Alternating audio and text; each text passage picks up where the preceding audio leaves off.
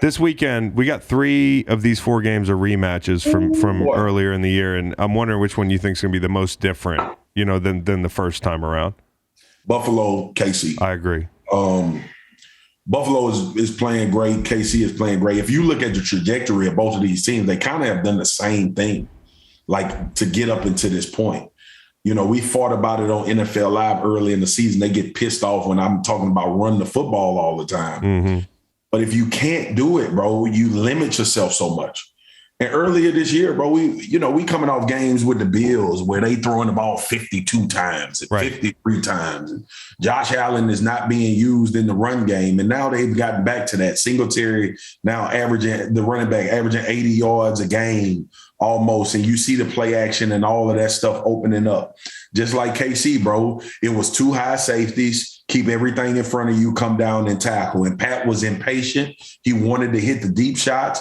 But Andy and Eric Bieniemy they wouldn't implement underneath stuff. They wouldn't run the football. They wouldn't get the quick balls out of his hands and allow them to be playmakers downfield. And once they start doing it, football 101, bro. Like, if I can't stop the run, I got to add a safety to the box, and now I can throw the football. But it's like offensive guys are stubborn, right? Because you're like these two. I agree with you. I think this game goes way differently. I actually like the Chiefs. My brother's playing for the team and everything. But I do think the Bills coming off of what is effectively like a Super Bowl for them last week, and I think people are underestimating how pissed off the Chiefs are about that first time. I don't think people understand. Like, I think they're going to be ready to roll. But I agree with you. It's the Bills, run game was the Chiefs, like, just slow the fuck down a little bit and take these 12-yard profits, dude. Like, what is so bad about 8 to 12 yards every play? Yeah, more gap scheme run late in the year, and they're going to need to run the ball to win the game this weekend. And I think they can, though. I really do think they can. Yeah, I think the Bills have to be careful, too. We talked about this today on NFL Live is Pat is sneaky with his feet in the playoffs, man. Yep.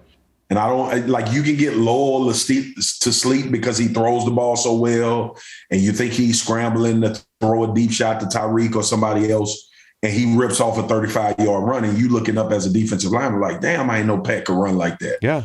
Now he done snuck up on you on a critical third down situation or an end of game situation. And then, too, the other part, man, for both of these teams, I think they are so identical in so many ways that how they self-evaluated and got better, but others have stepped up. Isaiah McKenzie had a 100-yard game a couple weeks ago. They using him on perimeter runs on the outside. We see Kansas City with Pringle and DeMarcus Robinson. Yep. McKinnon and added some juice out of that backfield as well. So I think both of these teams have been on a collision course.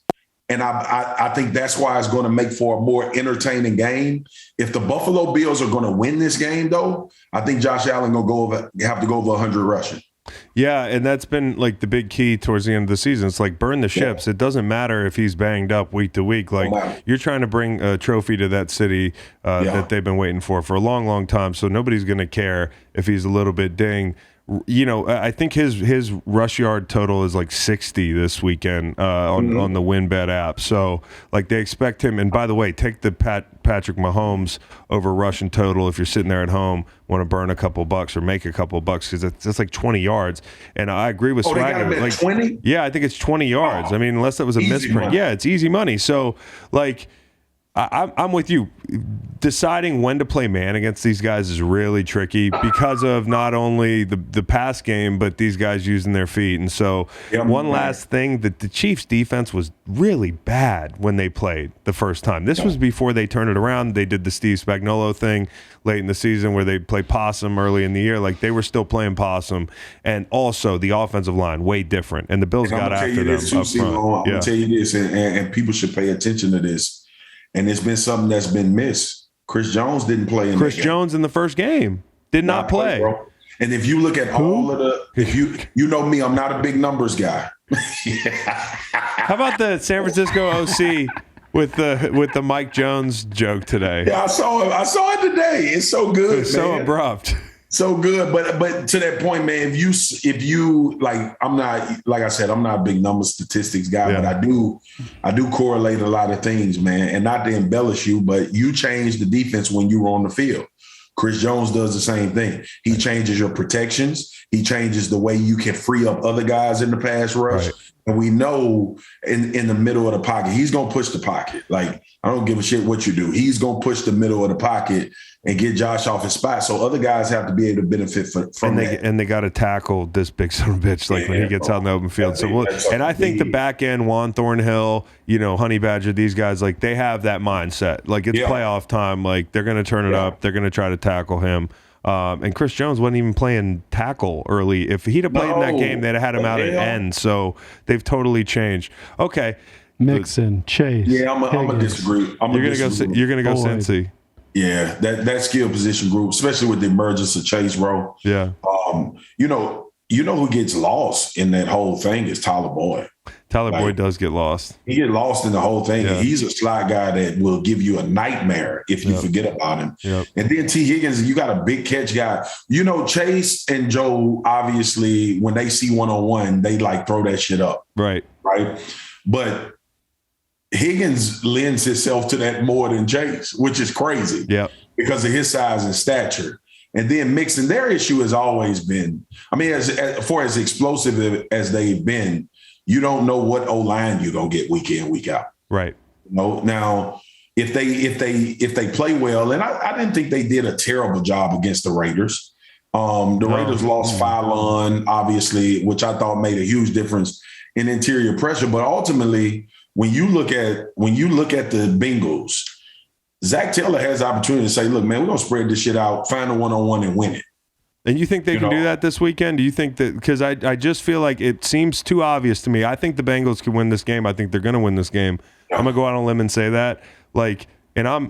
I know better than anybody not to bet against the Titans. They just find a way. They're scrappy. They play up to everybody's level. They also play down to people's levels. I just feel like if the Bengals don't turn the ball over, if you look at what Tennessee's kind of feasted on, like turnovers. Jimmy G, 2 picks in that game or whatever it was. Certain teams have had and what do? When they actually turn the ball over, they play down to really bad teams' levels. So I think if you don't turn the ball over against this team, I think you can beat them. And I ask you, like, can they get the ball out into these playmakers' hands and negate this pass rush? Because Simmons and Landry and these guys are kind of scary. There's a guy with 9 sacks that people aren't even thinking about. Autry, Danico, yeah. He came on last year though. He was kicking ass in Indy last year. I love dude. He's got an awesome game and he's super underrated. He hides there. How do you hide with 9 sacks on a D line? This has been a good D line. I know, dude, because we get so enamored with Henry. Yeah. Like, to be honest with you, 4-man rush wise, I think they may be the only team in this playoffs that can win all of their one-on-ones. Yep. Like on a consistent basis. Yep. Obviously, the Rams with AD and Vaughn. Vaughn is starting to come on. Leonard Floyd, to me, disappears at times. Yep. And then at times he looks phenomenal. But you can make a hard argument for Tennessee that just those 4 rushers, those guys that find them one-on-ones, it's more than likely they'll win. I got to shout out my man Greg Gaines too, though, in LA. He's come along. Yeah, there's some really good D lines in this playoff. I mean, it's like which is you know how it goes, C-Long, which is normal, dude. Like football will never change, bro. You think about all of these teams in the playoffs. As much as we talk about Buffalo and Kansas City and how well they throw, they both turn to the run game and the line of scrimmage. Tennessee has always been about the line of scrimmage. One of the more underrated units in the playoffs is the Titans' offensive line run blocking. No question. We get enamored with Derrick. It's some physical dudes up there. I mean, it hasn't mattered who's played running back for them. I mean, they had guys that we had never heard of gashing the Patriots a couple months ago. So, do you like the Titans or do you like the Bengals in that game? I like the Titans because I think the Titans will control TOP, bro. Yeah, they're gonna control the clock. It's gonna be a fucking slowdown. Because Vrabel is not, Vrabel will go old school Belichick type shit.